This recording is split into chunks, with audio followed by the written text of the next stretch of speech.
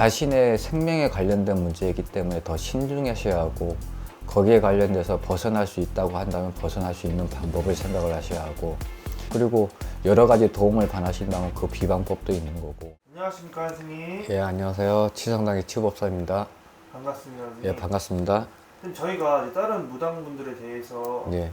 다른 무당분들에 비해 예, 이제 좀 전문적으로 많이 들어가고 있잖아요. 예.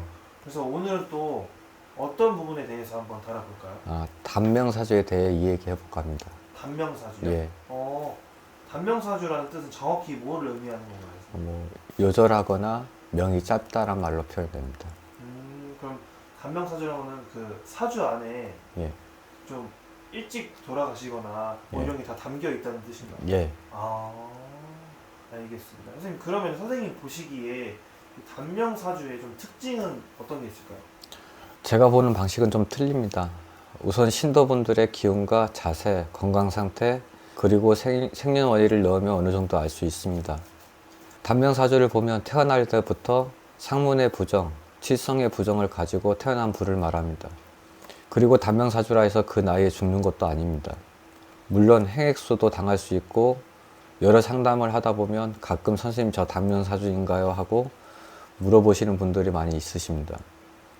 금전이나 인간관계나 아니면 많이 아프거나 잔병 치레와 갑작스러운 사고로 많이 다쳐서 장애가 되시는 분들, 정신적으로 허약해져서 잘못된 선택을 하시는 분 등등 무수히 많은 일들이 있다고 생각합니다. 점집 방문을 하셨을 때 단명이다라고 얘기를 들으시면 무시하지 마시고 어떤 식으로 오는지, 건강상으로 오는지, 정신적으로 오는지, 아니면 경제적인 문제로 오는 건지 확인하시는 게 나을 듯 합니다. 그래야 조심하시게 되시고 그 운명에서 벗어날 수 있기 때문이라고 생각합니다. 좀 더 나은 방향으로 나아가기 위해 점집을 오신다고 생각합니다. 그럼 안 되는 것보다 좋은 쪽으로 이끌어가는 분과 인연이 되어 소중한 시간을 허비하지 않으시길 바랍니다. 치성당 치유법사였습니다. 선생님, 그러면 단명사주라고 하여도 예, 해결할 수 있는 방법은 있는 거죠? 예, 당연히 있죠. 단명사주라고 해서 어떤 식으로 오는지는 어느 정도는 알 수 있습니다. 그런데 거기에 대해서 말을 해줬을 때 진지하게 듣고 거기에서 조심을 하게 된다고 한다면 그 상황에서 벗어날 수가 있지만은 에이 그까짓 거 뭐 그러겠어 그렇게 생각하시고 있다가 이제 돌아가시는 분들이 많다고 생각을 합니다.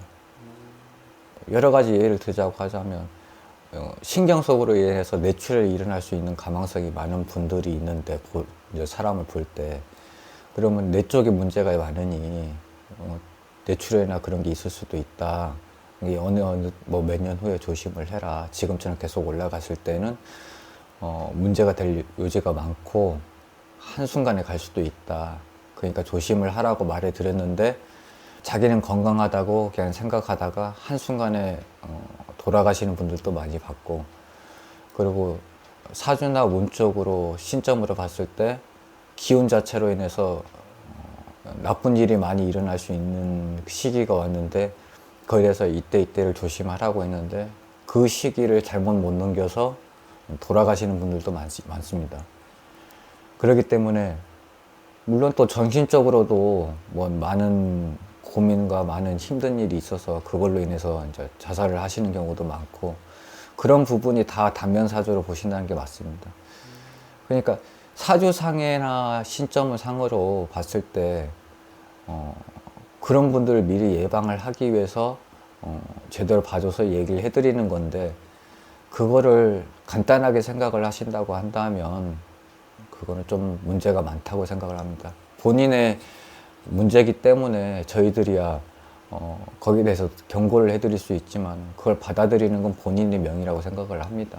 그렇기 때문에 자신의 생명에 관련된 문제이기 때문에 더 신중하셔야 하고, 거기에 관련돼서 벗어날 수 있다고 한다면 벗어날 수 있는 방법을 생각을 하셔야 하고, 그리고 여러 가지 도움을 받으신다면 그 비방법도 있는 거고, 그거는 본인의 생각에 따라서 다 해결이 되는 거니 그거에 대해서 알고 있으실 분들은 상담을 받아보시는 것도 한 가지의 방법이라고 생각을 합니다. 상담을 받아봐야 자기가 당명사주인지는 알 수 있는 거죠. 그럴 수도 있지만은 이제 태어날 때부터 허약했다든지 서서히 커면서 어떻게 한번 다쳤는데 그걸로 인해서 몸에 힘을 잃었다든지 여러 가지 그 전제는 있습니다. 그 전제들이 자신의 불안감을 낳게 되는 거고 그 불안감으로 이제 무당집이나 점집을 많이 가시는 분들이 많죠. 근데 거기에서 이제 겁을 주는 말을 한다고 한다면 이제 거기서 끝나는 거죠. 그렇기 때문에 바른 길로 인도할 수 있는 분들을 만나서 거기에서 제대로 된 상담을 하고 제대로 된 도움을 받는다라는 게 전제가 되는 거겠죠. 근데 어문 쪽으로 빠져서 어문 쪽으로 간다고 한다면 단명사주가 진짜로 실현이 될 수밖에 없는 거죠. 그 실현이 안 되게 하기 위해서는 그만큼 본인의 노력이 중요하다고 생각을 합니다.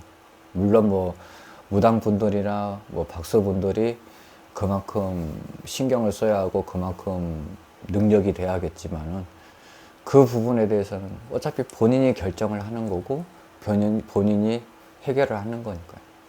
저는 그렇게 생각을 합니다. 알겠습니다. 선생님 오늘 좋은 말씀 해주셔서 감사한데 마지막으로 이제 하고 싶으신 말 한마디 해주시고 마무리 인사 부탁드릴게요. 저는 무병이나 신병 뭐 이렇게 병에 관련된 일을 주로 많이 하고 테마 쪽으로도 일을 많이 하고 있습니다.